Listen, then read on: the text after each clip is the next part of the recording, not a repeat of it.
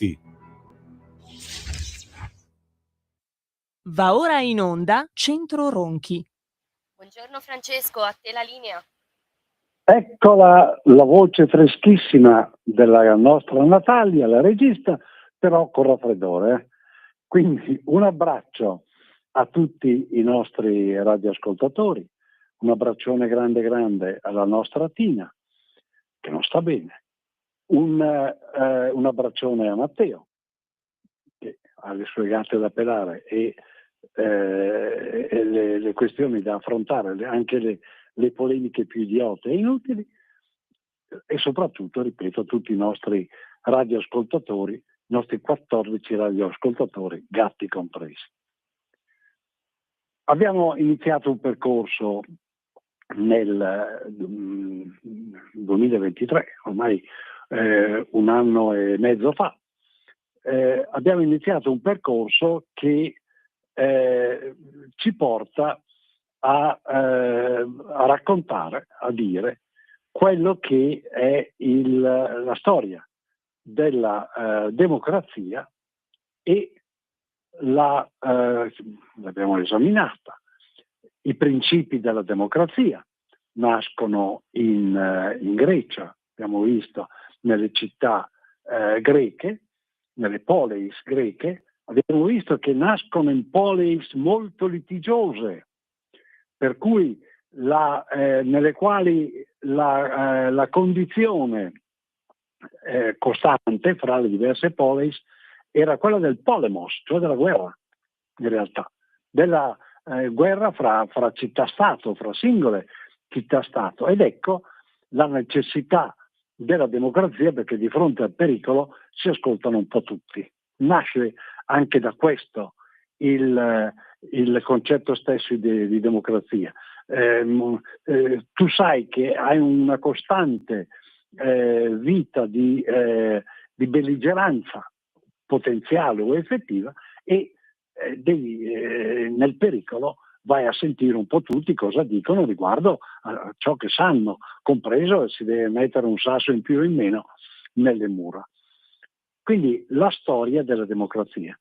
Abbiamo visto come questa storia abbia impattato, non è più la storia greca di una costante situazione di guerra. Nel Medioevo si cominciano ad avere periodi di pace anche trattata, contrattata, e periodi di guerra.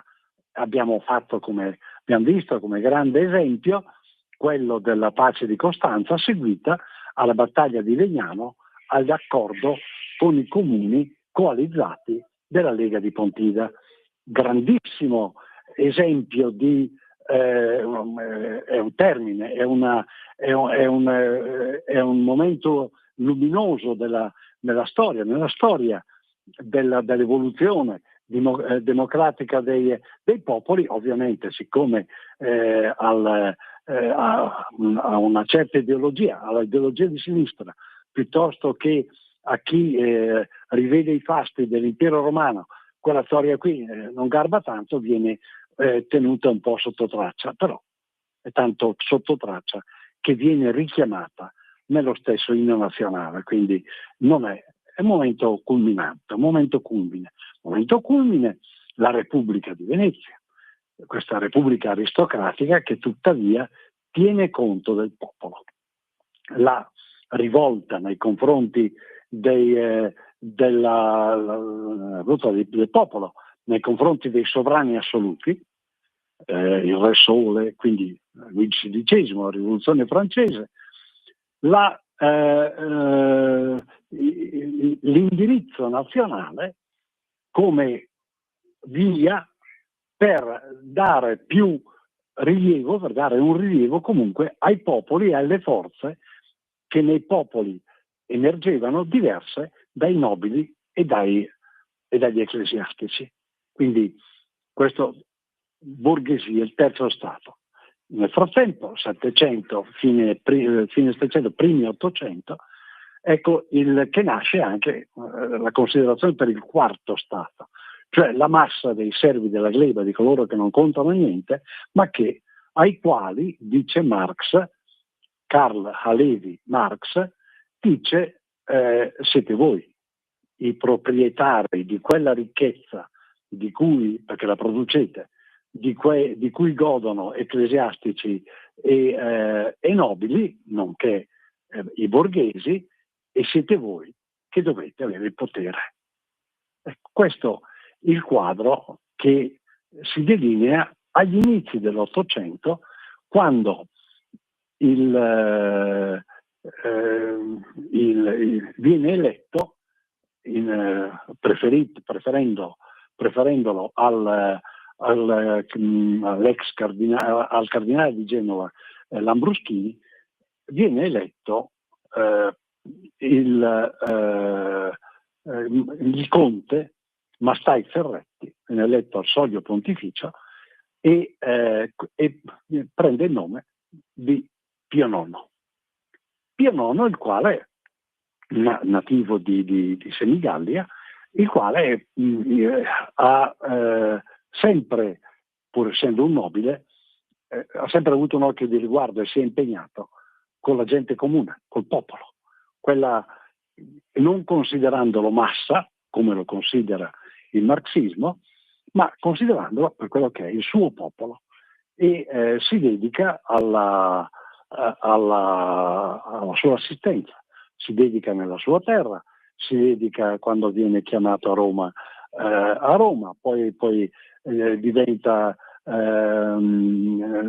va a occupare diverse sedi vescovili fino a quella di Imola, dove opera così bene, nonostante sia una zona turbolenta. Già allora si ribellava al dominio papale sullo Stato della Chiesa, e diventa cardinale. Dopodiché viene eletto in contrasto vincendo la sfida col cardinale Lambruschini. Ora, Pio IX capisce, non è uno stupido, capisce che i tempi sono cambiati, capisce che non si può più regnare da monarca assoluto, e come è, in effetti, addirittura illuminato per volontà di Dio, chi gli tocca una pietra commette sacrilegio. Ora, però sa che non si può più andare avanti così, capisce, vede le istanze nazionali, vede le istanze del popolo, e addirittura da Papa giovane, perché viene eletto all'età di 50 anni, concede uno statuto come gli altri sovrani hanno concessione, non diritto, concessione. Concedono uno statuto di diritti, principi generali per regolare la vita, in questo caso, dello Stato Pontificio. E non solo, quello che sfugge, che non viene raccontato, è una cosa molto interessante, cioè appena eletto, da poco eletto, Pio IX, l'ex cardinale Mastai Ferretti, nobile della famiglia dei conti Mastai Ferretti, che cosa fa? Promuove una lega doganale, cioè non è stupido il personaggio, dice: qui le istanze nazionali vanno avanti, il popolo comunque ha un maggior peso e continua ad avere un maggior peso rispetto alla massa inerte e inerme che come nobili e come ecclesiastici abbiamo dominato finora. È un movimento comunque non resistibile, almeno in quel momento lì, assolutamente non resistibile. Mi trovo io, sovrano dello Stato della Chiesa, mi trovo a contrastare il mio popolo, e il mio popolo a questo punto va dove conta di più, dove riceve di più e non dove riceve di meno, cioè da me, Papa. E che cosa fa? Anticipa tutti e promuove una unione doganale fra gli stati italiani preunitari. Cioè, vedendo avanzare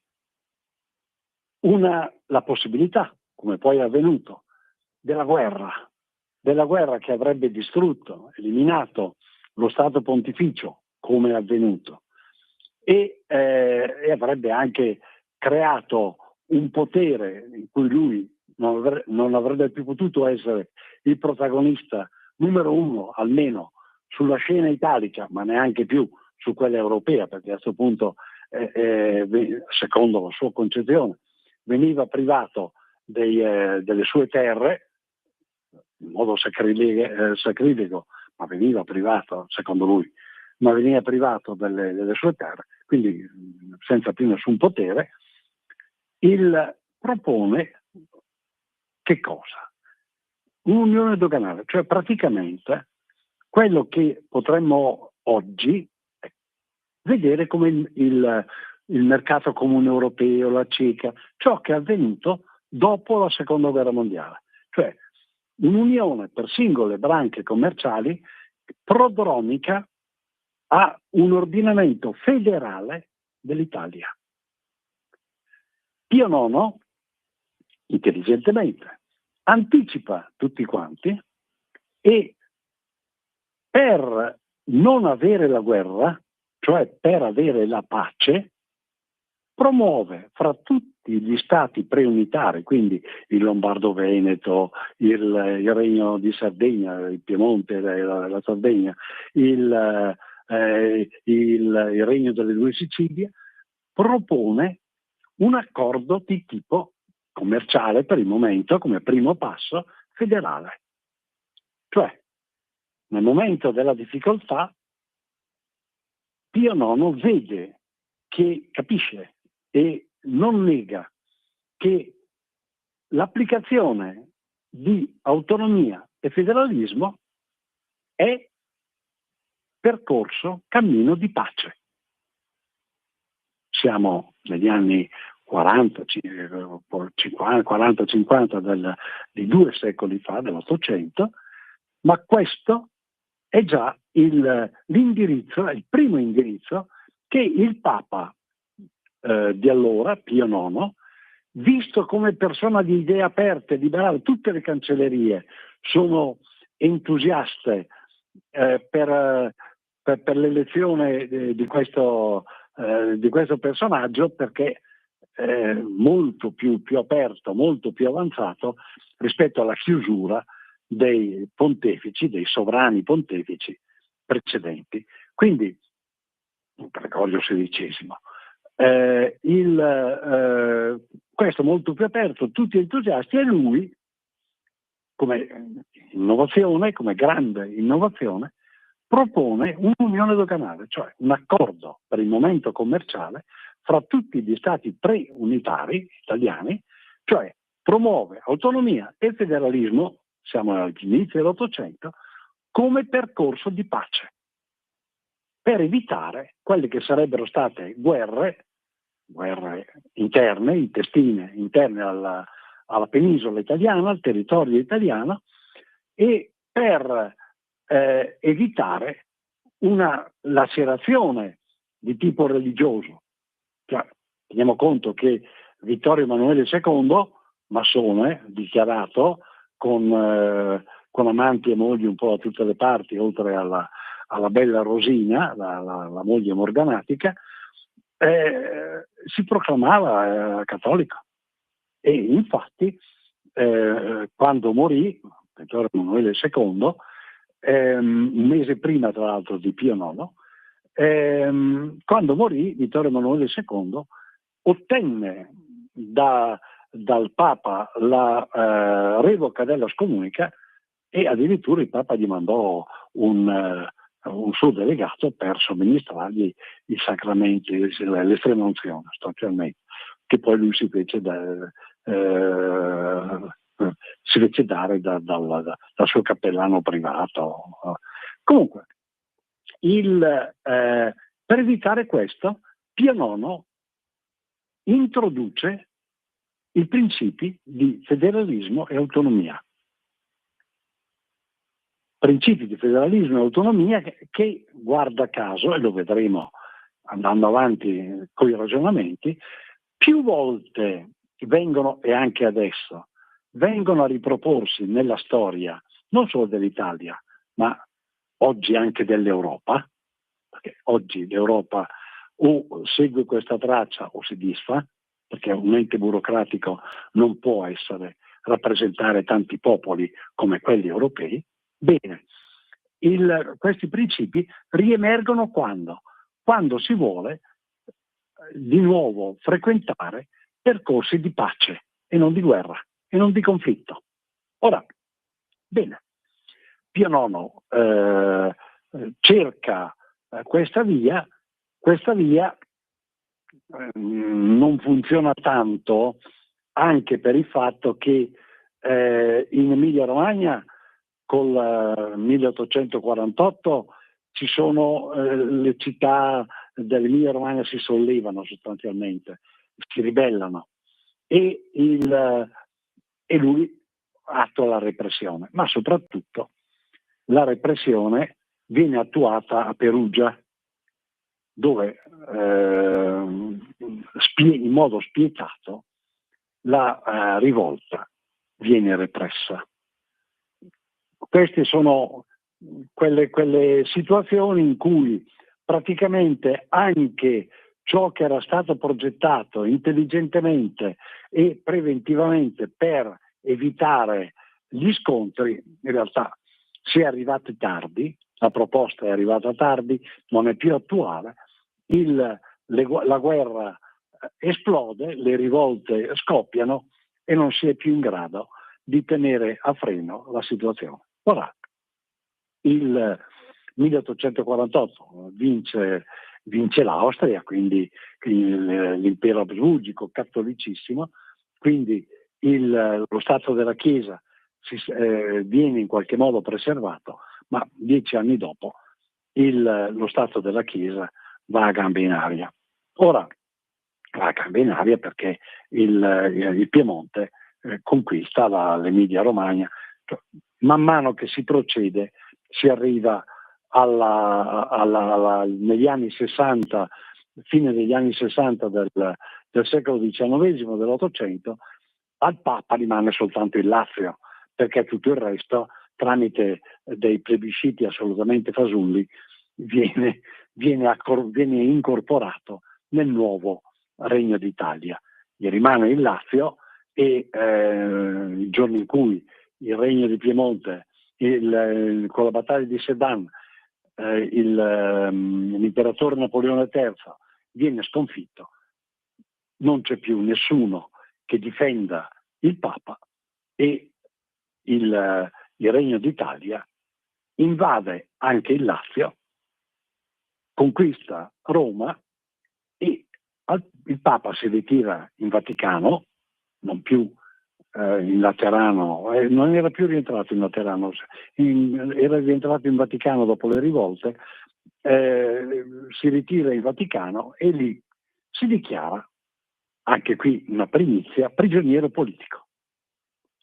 Lui è prigioniero politico e lo Stato italiano è il carceriere, è il carceriere di questo personaggio che è il vicario di Cristo in terra, ma che formalmente non ha più neanche la sedia sulla quale sedersi. Questo è il grande problema, la questione romana, grande problema, e che viene in qualche modo tamponato attraverso la legge delle guarentigie, cioè le garanzie da dare a questo signore qui che è il capo della Chiesa cattolica mondiale, ma che in teoria non ha più neanche le scarpe perché capignetta. Ora, questo è il problema che viene a porsi agli italiani, e cioè il 98%, l'abbiamo detto le altre volte, risulta essere cattolico, in qualche modo hanno condotto la guerra al loro capo spirituale, al capo della Chiesa cattolica. Gli hanno portato via, in modo sacrilego, secondo il Papa, gli hanno portato via il, il, il territorio, il regno, il territorio statale, commettendo sacrilegio, perché è come aver profanato la Chiesa, secondo il Papa, e a questo punto si pone il problema sul dato di fatto, cioè il Regno d'Italia c'è, il Papa c'è, prigioniero politico lì in Vaticano, siamo cattolici, cosa facciamo? Perché alla fine la storia è quella lì. Prima del 1870, cioè prima che gli fregassero anche il Lazio, il Papa comunque ha trovato il modo di armare la sua difesa nei confronti del Re d'Italia, e la arma come? Convocando il Concilio Vaticano I. Concilio Vaticano I che formalmente viene chiuso soltanto più di un secolo dopo col Concilio Vaticano II. Rimane aperto fino a quell'epoca. Ora, il Concilio Vaticano I, lui proclama la verginità della Madonna, l'assunzione al cielo, questioni che riguardano la madre di Gesù, ma soprattutto dice una cosa col concilio dal quale scappano al momento del voto tutti i delegati tedeschi e anche parecchi italiani. Gli rimangono solo i suoi fedelissimi che votano a favore. Però maggioranza o minoranza vatta alla pesca, però il Concilio Vaticano I proclama due dogmi sostanzialmente. Uno, che la conoscenza di Dio è raggiungibile dall'uomo mediante la sua ragione.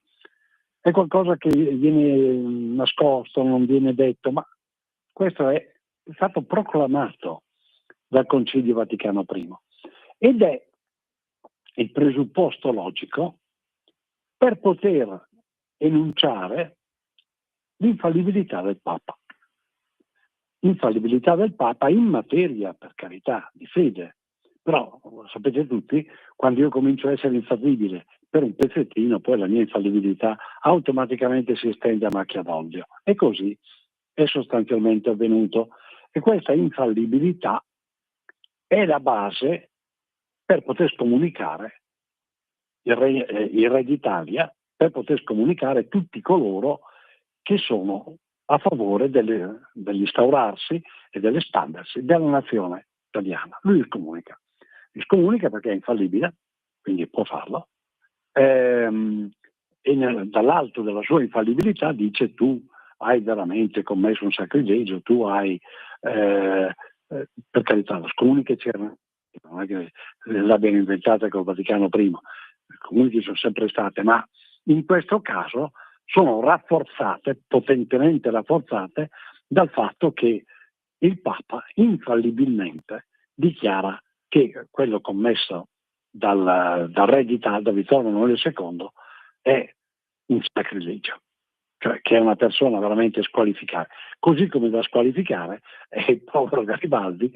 così come da squalificare è il povero Mazzini, per dire, così come da squalificare il povero Cavour, cioè tutta questa serie di personaggi che davanti all'infallibilità del Papa diventano piccoli e quello li bacchetta. Però lui li bacchetta, ma non ha più neanche la sedia sulla quale sedersi. Ed ecco che subito dopo, quasi subito dopo, nel 1874, sorgono le prime organizzazioni per difendere le ragioni della Chiesa. Organizzazioni in Italia. E queste organizzazioni politiche, sociopolitiche, dichiarate tali, l'opera dei congressi e dei comitati, nasce per difendere le ragioni della Chiesa, ma immediatamente, come nasce, si rompe in due sostanzialmente, fra intransigenti e transigenti. L'abbiamo già accennato le settimane scorse, chiariamo meglio. Gli intransigenti sono coloro che sostengono completamente le ragioni del Papa. Gli intransigentissimi vorrebbero addirittura che gli fossero restituiti i territori, quantomeno Roma e Lazio, ma quelli lasciamoli perdere, costano niente, dei nostalgici. La differenza fra intransigenzi e transigenti ha un discrimine, e cioè gli intransigenti aderiscono letteralmente all'invito di Pio IX, il non expedit, cioè non è opportuno che i cattolici abbiano mai a che fare con le strutture, le istituzioni dello Stato italiano, cioè viene riassunto in questi termini: né eletti né elettori. I cattolici non devono essere né elettori e non devono neanche essere eletti, cioè devono assolutamente estraniarsi dalla vita pubblica, quella del Regno d'Italia, perché si è colpito in modo sacrilego lui, l'infallibile, che ha detto che quella roba lì non si doveva fare. Dall'altra parte, sempre all'interno di questa opera dei congressi e dei comitati, con una voce prima più flebile ma poi sempre più forte, che ritiene necessario invece collaborare, avere dei rapporti, impegnarsi, perché latamente, ma il discorso diventa abbastanza chiaro, lo Stato è una cosa, la fede un'altra, e i comportamenti che discendono dall'essere partecipi di questa grande fede, quella grande cosa che è il cristianesimo, è un'altra cosa ancora, la dottrina sociale, cioè i comportamenti che devono discendere da quel credo, sono qualcosa che poi in qualche modo si concretizza, e nel momento in cui si concretizza non può concretizzarsi se non partecipa. Questo è un po'. E questi sono i due filoni che, se noi andiamo a guardarli di traverso, notiamo che hanno rispondenza anche oggi. Rispondenza anche oggi, perché anche oggi c'è un dato fortemente ideologizzato, fortemente ideologico, una fede ideologica socialista, oggi, comprensiva anche dei cattocomunisti, di una larga parte delle gerarchie della Chiesa italiana, e dall'altra parte una situazione di fedeli, anche non fedeli, fa niente, di gente di buon senso, che guarda la realtà e non a ciò che un'ideologia costruisce in modo arbitrario. Vedete la relazione? Stiamo guardando al passato per guardarci in casa oggi, nei nostri tempi drammatici e bui, ma anche allora con le guerre i tempi erano drammatici e bui, perché non è che fosse piacevole avere queste guerre continue che davano instabilità.